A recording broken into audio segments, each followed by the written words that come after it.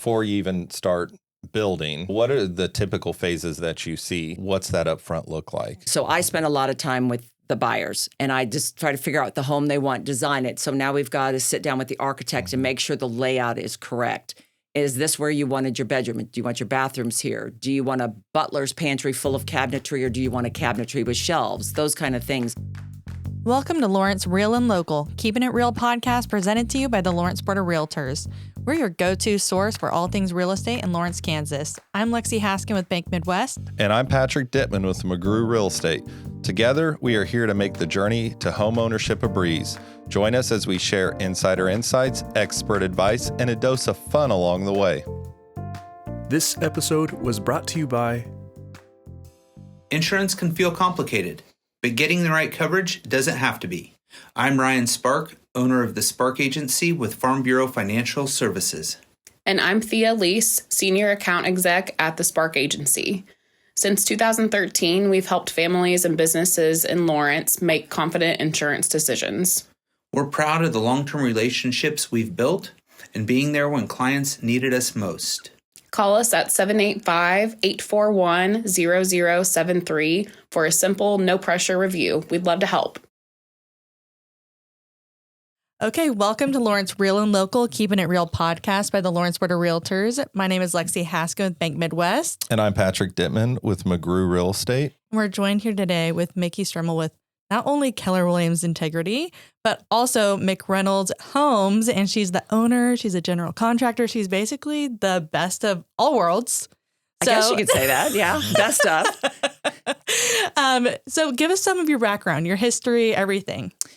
About 35 years ago, my parents ran a custom home company here in town that still exists today, and I worked for them. And what I did was I worked with the clients to help them make selections, stay in budget. But I started at the beginning when they would do the floor plans, clear until they closed on the home. So I was always that intermediary between the general contractor, my parents, and the buyer. And I would try to help make their dreams come true and keep them in budget. And then about 5 years after I started there, I got my realtor license. There was a realtor that represented them at that time who opened at that time it was called Continental Title, Paul Pendry. Mm-hmm. And I took over being their realtor. And then I started working with lots of other builders over the years. And after a while, my dad kept saying, Mickey, be a builder. You're good at what you do. You're good at design. You're good at all of that. So at age 60 years old, I went and got my general contractor's license. And luckily, my parents are still alive. So we kind of created a team. And I own and run the company and am still a realtor doing both. And the rest is history. The rest is history. The rest is history. So exactly. neat. Thank you. So how does having both perspectives as a realtor and builder change just the way that you advise clients throughout the process, especially with new construction? So basically what it's done, it's given me advantage of all of these years to listen to buyers' needs. What do they want? What do sellers want? And go back and forth and listen to when they go into a home, gosh, I wish it had this, I wish it had that. Prime example in my houses, I was working on building my very first home with my dad, and I made the front coat closet extra large. It was a slab home, no basement, extra large. He goes, why are you making this coat closet so large? And I turned and looked at him, and I said, where do you put the vacuum cleaner? Period. Exactly. Yes, where do you put the vacuum cleaner? Exactly. That's where my vacuum cleaner goes. Goes in the front coat closet. It's a great place for it. And he just stood there. He goes, I never thought of it. And I went, I know there's not one builder in town that worries about where the coat closet goes or how's the trash can located near the sink. Those kind of things that as a woman and as a buyer, I've heard people complain about. The newest thing that I'm having to add that's come out in the past few years is a plug-in in the coat closet because everybody has those rechargeable vacuum cleaners. So now I'm putting an outlet in my slab homes in the front closet so they can be charging their vacuum while it's in the coat closet. Yeah. So it's those little things that over the years have just, I think, given me advantage. And I've heard the word, if I hear the word builder grade one more time from buyer, God, this is just a builder grade. That's the thing is just go ahead and take that extra step and think about how can I take that same price point, maybe put a little more color in the house or a little more something to make buyers feel like it's their house. I don't look like Steve Jones down the street's house. It doesn't feel and look the same.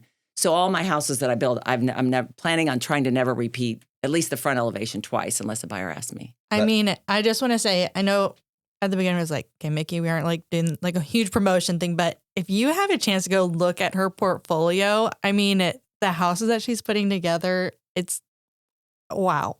Thank you. Just like the little details and everything. I mean, I see the pictures that you post on Facebook and I'm just like, Pinterest, that goes on that board. I mean, like it's good. Thank you. Well, that's an interesting perspective because you have heard for years buyer's input. Yeah.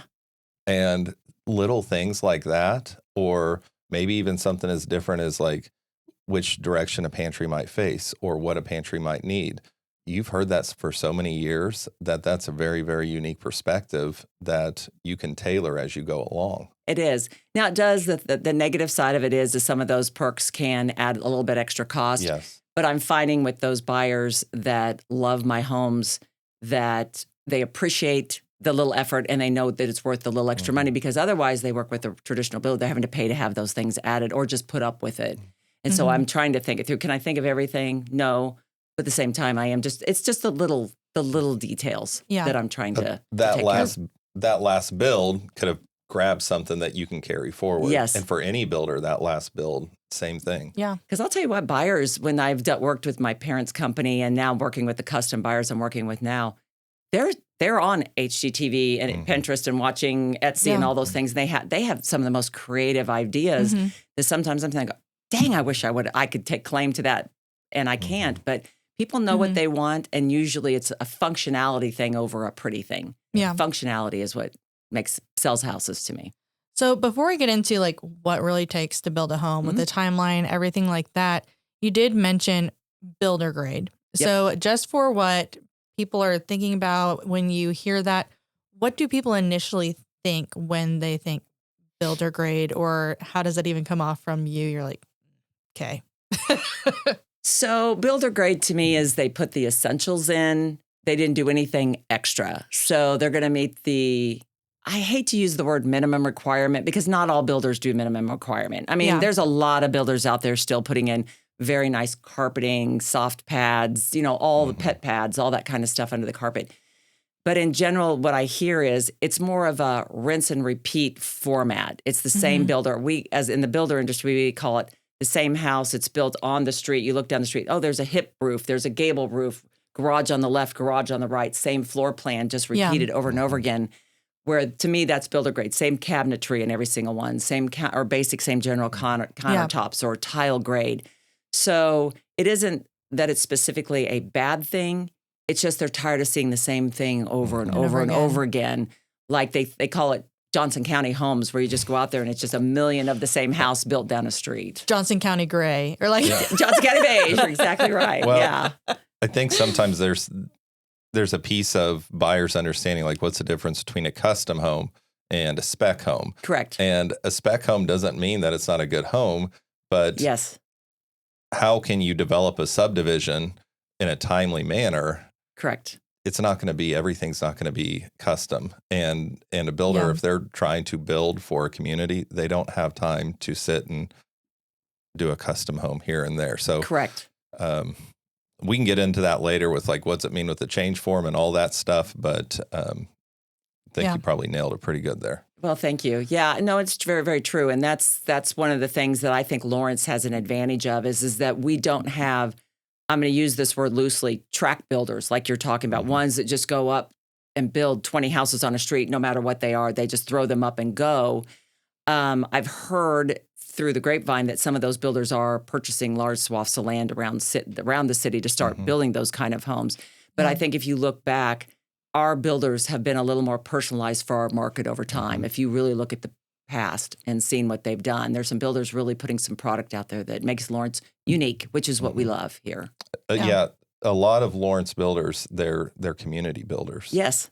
Yeah. Yes, they really, really are. So from lot purchase to move-in day, what does a realistic construction timeline look like, and what are those big phases that people have to go through? So and you're talking about building it on a custom side, but being a custom build job, is that what you're thinking? Or is it just when I build a spec house? I was going to just say construction. I think it would be interesting for you to share both of those pieces. Like when somebody's doing a custom home, whether it's in the community or somewhere in the county versus spec home in a subdivision? I would be very curious.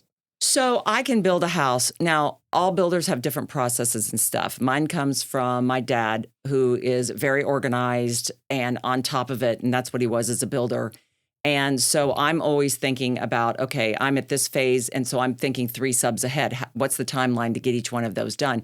So I've been lucky and been able to throw houses up in 4 to 5 months. That is from building permit to completion date. Now, there is time before that's that. unheard of for most people. Yeah. It takes time. Now, that's assuming there's no weather and those kind of issues. Customs do take a little bit longer, but they really shouldn't. In the process on how I work in customs is, let's say you two walked to me and said, we want to build a house. I am going to actually sit down with you and talk about, show me, this is the moment in time. You get to go on HGTV, Etsy, Pinterest. I want pictures. I want descriptions. We might even go shopping. Like the custom that Gary started, we've already been to the appliance store. We've been to the flooring store. We've been talked to the cabinet people. I really have hard bids, so I know the house that she's building, which is going to help alleviate the change orders that you keep talking about. Now, it may show up, but that time process is probably going to take a little bit longer because I'm going to have to stop the job and say, okay, the cabinets are now set. This is exactly what you wanted. They did build them correctly. This is the plan that we saw on the piece of paper that they gave us. So that may take maybe 6 or 7 months instead of just the 4 or 5 months. The county is going to take a little bit longer also. There's a little more stuff into building in the county, putting in septic tanks and things that we probably don't have to do in the city. Now, those can happen simultaneously at the same time, but there's still a time you can't put it in until we've got plumbing lines ran. I mean, there's still time frames. So that could take a little bit longer. But in general, the question that you asked me was, what's the time frame? My answer to you is it depends upon the house. If I'm building a 3-bedroom, 2-bath, 3-car garage slab house in the city, it's straight up, that's going to be 4 to 5 months. But if you're asking me to build you a 6-bedroom, 3,000, 4,000 square foot house, 5,000 with a basement and a movie room and the attic. Exactly. That's going to take a little longer build. So I do know that there's a custom home builder out there. The company my dad started, I mean, they're taking up to a year to build a home. So those are just a different level of house. Yeah. So it does really consider like what type of home that you're requesting. And how much planning in advance you have. Yes. Yeah. So what are the typical phases that you see? So before you even start building, what's that upfront look like? For me, when I build, it was just what I was explaining. So I spend a lot of time with the buyers and I just try to figure out the home they want, design it. So now we've got to sit down with the architect and make sure the layout is correct. Is this where you wanted your bedroom? Do you want your bathrooms here? Do you want a butler's pantry full of cabinetry or do you want a cabinetry with shelves? Those kind of things. So you want to plan all that. What's your front elevation of your house going to look like? All of that should be planned. And at the same time, that's when we're doing the shopping to make sure that when I give them an allowance for tile, let's say, I know they want a full height tile backsplash, or do they want a partial backsplash? Do they want to throw a big slab of quartz up there like they see with HGTV? All of those processes should be happening all at once because I'm also creating the budget. That would be step 1 and 2, working with the architect, and then working with the getting that budget together. To me, that's a good couple months of time to get that done. Then the next phase is starting construction, which would start the surveys, excavating, getting the basement in or the slab in, those kind of things. That doesn't take very long. That's probably a 30-day process, excluding no weather. So to get from start to the end of framing, to me, is probably about a 4-month process there. But once we pull that permit, then it's a 4 to 5 to get the home completed. So you have the planning stage, you have the framing stage, and once you're under roof, then it goes into all the beautiful finishes. And after that, so there's only about 3 or 4 stages that we really have to go through. Okay. Yeah. So a couple times you've mentioned weather permits. So I mean, where do most of the delays actually come from? Is it really just the weather, the permits? Is it inspections, materials coming in? Where are you seeing most delays? Delays is usually most of the time weather related. Weather is going to be your biggest factor until you get closed in. If it rains, just because it's dry doesn't mean we can keep working because it's probably moist underneath the soil. Our tops dry out pretty fast because we have so much wind in Kansas. So, but underneath, if you were to open the hole up, it's probably full of water down there. So it takes a little time to dry out. Weather is the biggest factor in the beginning. Change orders can affect the job immensely. It depends upon when the change order comes and what it is they want done.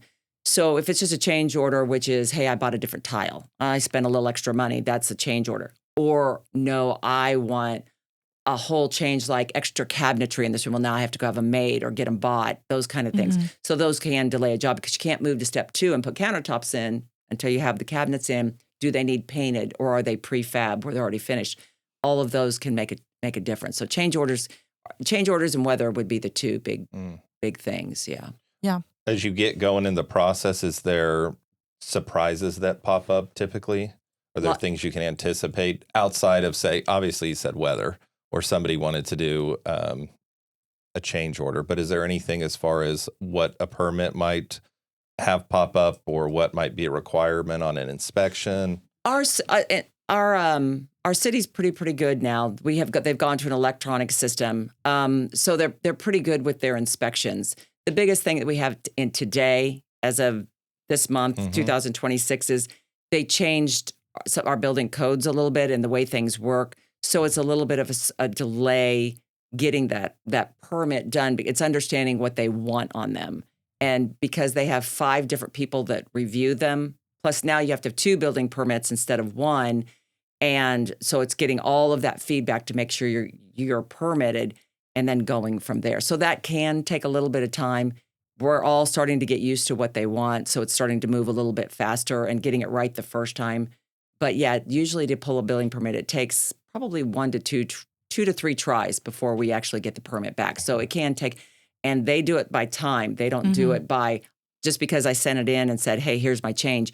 It may take a week for them to even reply to that change because they do it in the system and then a clock starts and usually we don't get it back to that last day. That drive me nuts. You said, I mean, that drive me so crazy. I'd be like looking at the clock and be like, hello, did you get this? well, that's Following up on this. that, just want to confirm that this was received. Yeah. You said 2 building permits. Yeah. Go more in detail about what that. So we have the traditional building permit, which is used to say, does your house meet the guidelines? Does it have the right insulation? You're going to put the right insulation. It's got, the engineers have looked at it, all that kind of. So that's the typical stuff that you normally see.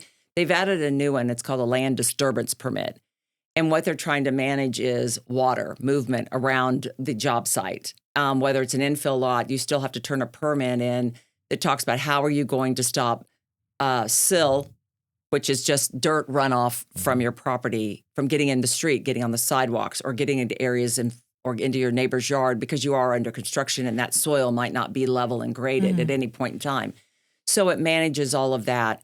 So in general, that's what it's maintaining. Where does your trash dumpsters go? Are they going to sit in the street, on the property?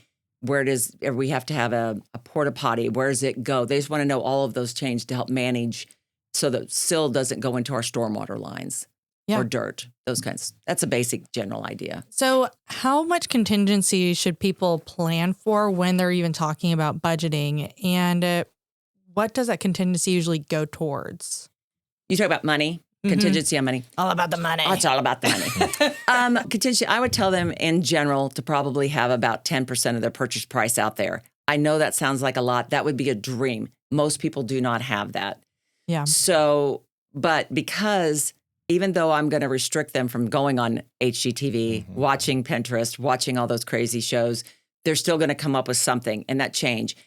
Just like in remodeling, remodeling costs at least 1.5 times what it costs to build it new because you also have the tear out and then you have to put it back.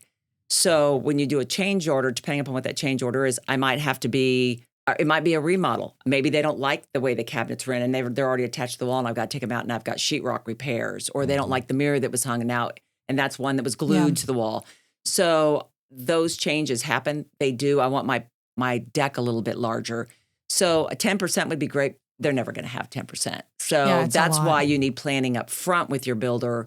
What do we want? What size? What are your life needs? Let's talk about that. Let's build the house that's you really want and make sure we can get it there for the price you want. And even with like getting a loan with contingencies for that, I mean, normally for a construction loan, they might even ask that you have a 5 or 10% set aside too.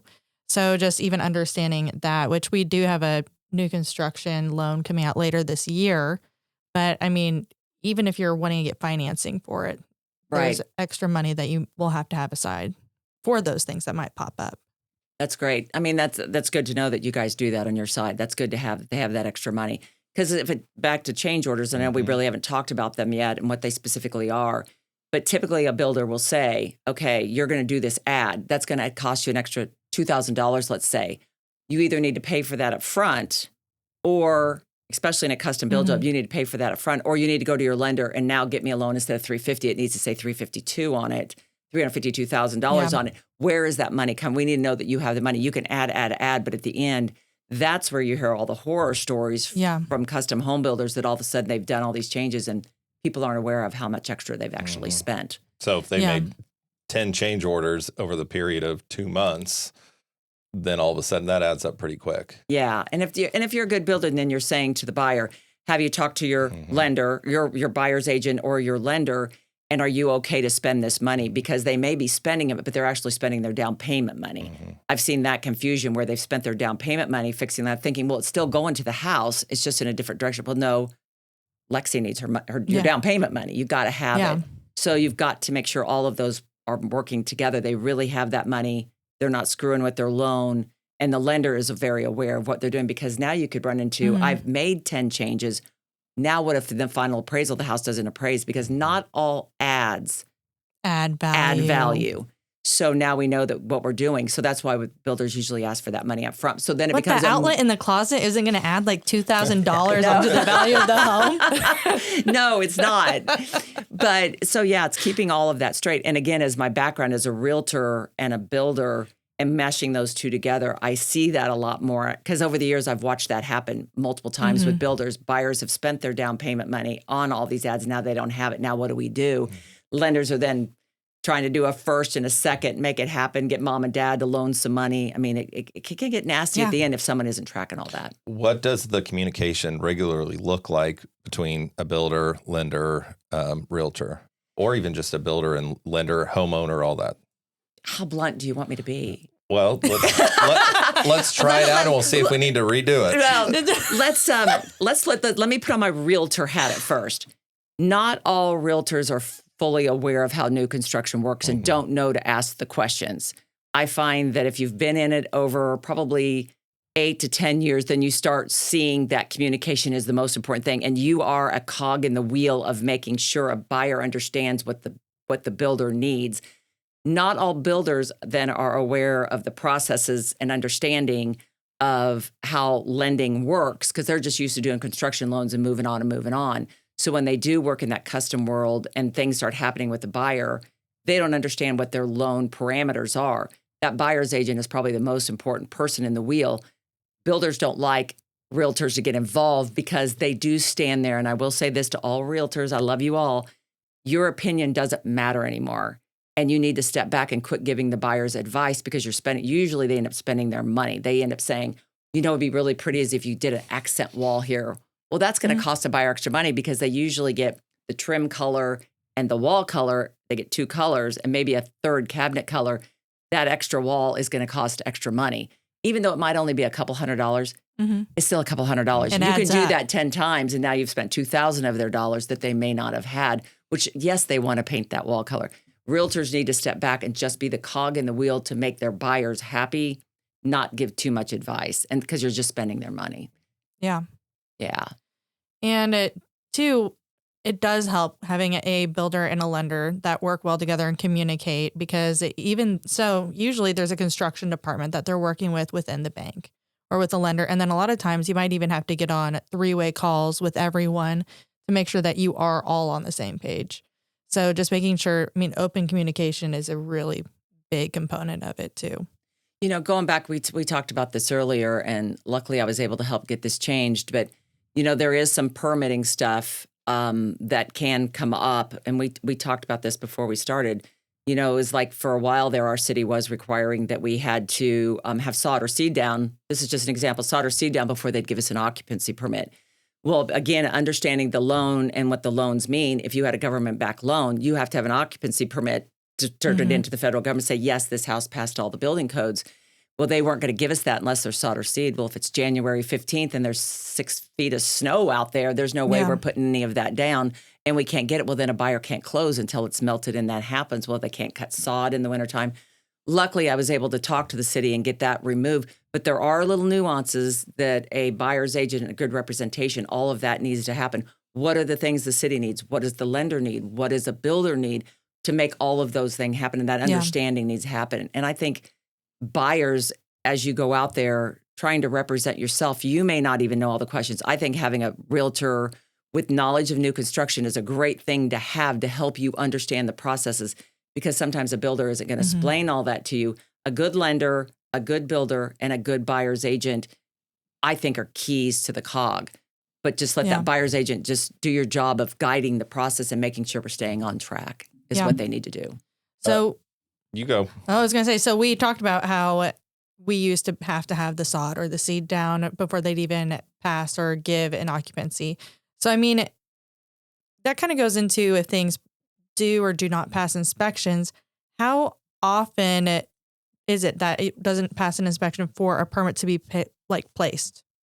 So I actually thought about this question so out of the 8 houses that I've started, I've only had one. And that was literally I forgot to order my insulation inspection. You know, it just happens. And the inspector came out and we were able to get that handled. So does it happen often? No. It's pretty straightforward what you have to do and when you have to do it. The city inspections really shouldn't get in the way. Just as a side note, they're not complete and thorough. And I do recommend using a local third-party home inspector on new construction. Even though you get the builder 1-year warranty out of it, then I still think a set of eyes, things happen. I've caught it. I did it on my personal home. Even when I built my own personal home, things just get missed. Now you do get the builder warranty, but a good third party inspector is good because our city's just out there to make sure, is the insulation in? Does it meet the R factor? Yes, they're looking for some fire rating things and stuff like that. But just that fresh set of eyes on the whole project as a whole is a good thing to do. But I recommend using local. They would understand our building codes. Sometimes out of town ones, they have different building codes in every city around us, so they may not understand what our codes are. And I can see third-party home inspectors getting in the way sometimes, forgetting that they don't know, they're not a professional in anything. They're just a jack of all trades. They're not a professional in any that sometimes are building codes and not put the builder in a place that says, you've done it wrong. It's like, hey, you might need to have this addressed, that it doesn't seem right to me, and making sure they don't get in the way, because buyers will think, oh, the builder's built a bad house because the inspector called these things out. None of it's all fixable. So, yeah. Does the inspection process differ between being in the city versus the county? Not really, no. They've gotten really close together again. Now there are septics and stuff out there. There's some different nuances to it, but no, the codes are a lot similar now than they used to be. They used to be completely different, but now they're not. They're close to each other now. So you should be able to get that done. Yeah. Yeah. So over the past couple of years, and I'm sure like this has even turned into like something that people are constantly thinking about, is supply chain and just labor realities. And I know that's been evolving over the years too, but how has it changed building timelines and costs over the recent years, and what's improved versus what's still kind of like could be better? Are you talking about like supply chain issues and stuff like that? Is that kind of what you're touching on? And I would like to talk about both supply chain issues and then labor costs and how those have changed. So they really haven't changed a lot. You know, we did go through supply chain during COVID. That was a real thing. Matter of fact, as a side note, when I was building a house, I got my house under contract and I was 30 days away from moving into my new home. COVID hit, that happened on a Sunday. Tuesday, COVID hit. All my subcontractors and at that time I didn't have my license. My general contractor walked off the job. I couldn't do anything. So I'm buying flooring that I had to buy 99-cent Home Depot flooring because they had enough. I've been there 4 years. It already needs to come up. I mean, it was so cheap, but I got it done. Those issues are gone. But with subcontractors, there's lots of subcontractors out there. It's finding ones that are, I hate to use this word good, but ones that do the job well, that you want to work with. Because we have an aging population of subcontractors and builders that are all retiring out. So now there's not as many young kids getting into those fields. I wish they were, because they're great paying jobs. So it's finding ones that have experience, that are good, that you can really work with and you know are going to do a good job. So we don't have to worry about the inspector later. 90% of the subs I use are still the same subs that my dad used for over these years. They're all looking at me going, I'm getting ready to retire, but my nephew's going to take over and I already know him. Mm-hmm. So there are concerns about subcontractors out there. There are a lot of them. It's just knowing that they're in there and you don't have to worry about. They'll help you to solve the problem, do the job right. Yeah. So if there's a challenge of finding the good ones, let's just use framers, for example. Maybe everybody wants to use them. Does that create an extra hurdle for Yes. a builder to try to line up things so they work? Yes, and that's when I I was go like, back Nikki to... didn't even need you to finish the question. She's She like, did. yes. Yes. Yes. The answer is yes. So that goes, and for me, I'm going to speak only on myself because I don't know how every contractor does things. That's when I'd mentioned earlier that I'm trying to plan 3 to 4 subs ahead. Mm-hmm. For that reason alone, is that the good ones are busy. And they also, most of them also do commercial work. And so you can lose them to an apartment complex, which you've lost them now for months.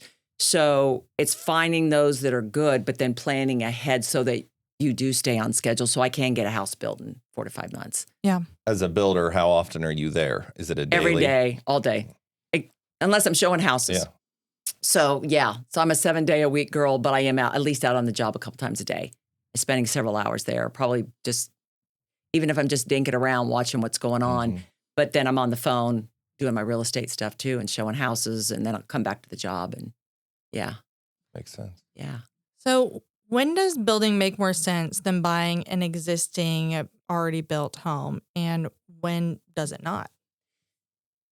Great question. So it's really going to be up to a buyer's need. I am finding that the people that love new construction in Lawrence, Kansas, seem to be retirees. They love their new, they want a house with no maintenance. And so that's kind of a generalization, that those that want a house that they don't have to worry about, parents that have older kids going to college, but they don't live in town. They don't have to worry about who's going to fix the sink when it breaks, that kind of stuff.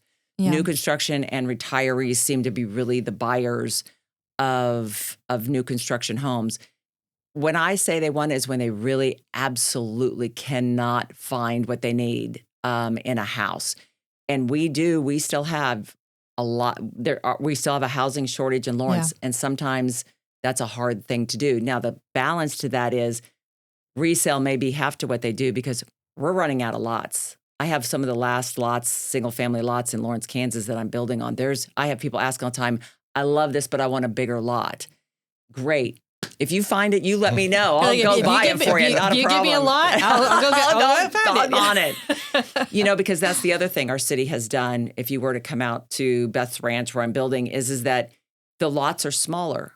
But that's what the city wanted. It isn't that's what the developer wanted. He didn't do that. Our city wants smaller lots to get more housing in, hoping that it'll make things more affordable, forgetting the fact that a kitchen costs what a kitchen costs, a bathroom costs what a bathroom costs.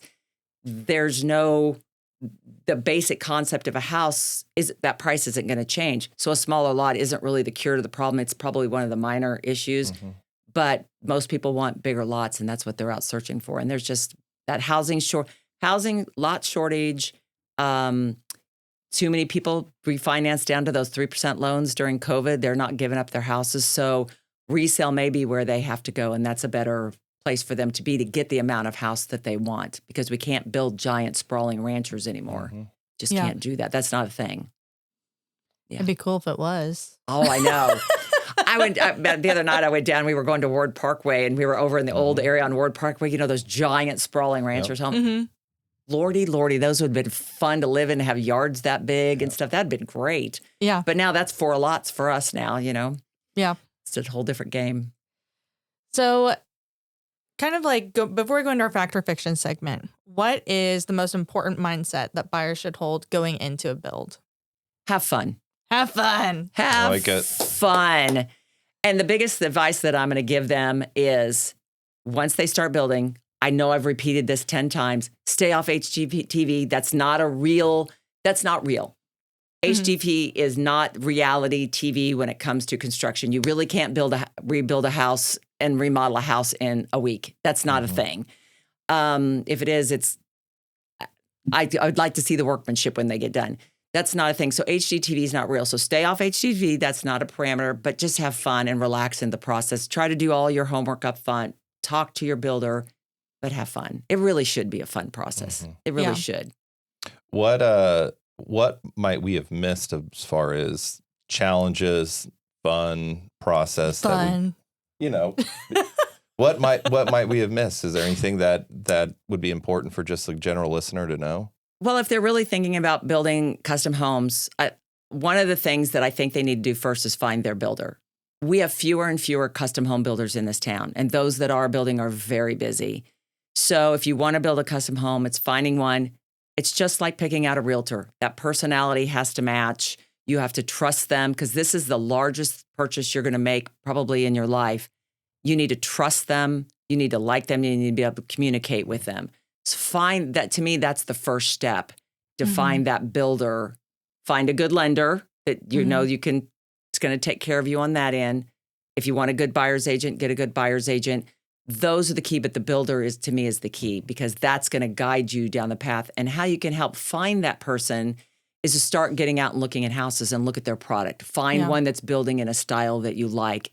That's going to get you easily to that goal of achieving what you want. Also, piggybacking off of that, understanding the type of build that you want to do. Is it completely custom? Is it just partially custom built? Is it going to be a spec home already built? There's new construction in general. So, just understanding. And you can talk to the builders too, and they'll tell you what they specialize in and what they can do and if they're willing to do it too. Yeah. Because you'd be surprised how many of them they've gotten burnt too many times and they just won't even talk customs. You either buy this house or you don't buy it.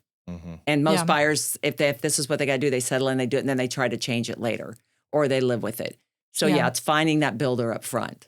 That would be the key. Yeah. That's helpful advice. Well, let's get into fact or fiction. How about it? Okay. Take it away, Patrick. All right. Fact or fiction? Building a home always costs more than buying. Okay, only because it's a fact or fiction, I'm going to go fact. It does usually cost more. And because of that, because of usually all the ads that a buyer or a person wants in their house does add more money. Plus, it just costs more. That's one of the things I can tell people, that building costs more, that price never goes down. We all think that because prices are dropping, construction prices are dropping. This is one of those things that's kind of like cars. Cars never go down in value. Those prices never drop. Homes just never drop. Values always go up in homes. So it just always costs more. That land isn't getting cheaper. They don't make it anymore. There's only so much of it. They don't make it anymore. Once construction starts, the timeline is set. No. Weather is a big weather, change orders, weather. Weather's the big one. Yep. But yes.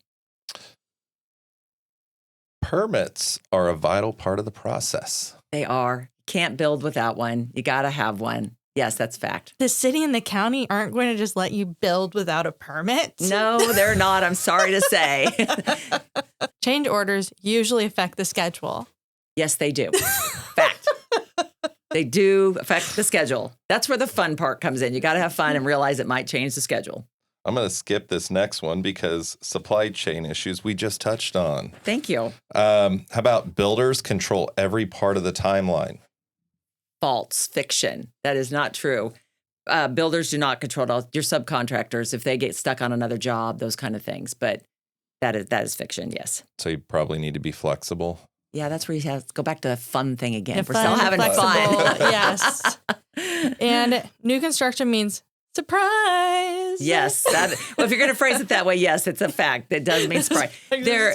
There can be surprises in new construction. There can be. And, those are just things like all of a sudden we realize that when we got in there, maybe there's a little nook that got created and now we're going to put floating shelves in. So it can have surprises in it. I think that's true. Hey, that sounds like a fun surprise. It's a fun surprise. It's a fun surprise. Exactly. We like fun surprises. Oh my gosh. Well, Mickey, thank you so much for coming to join us on this and to just be a part of our special series.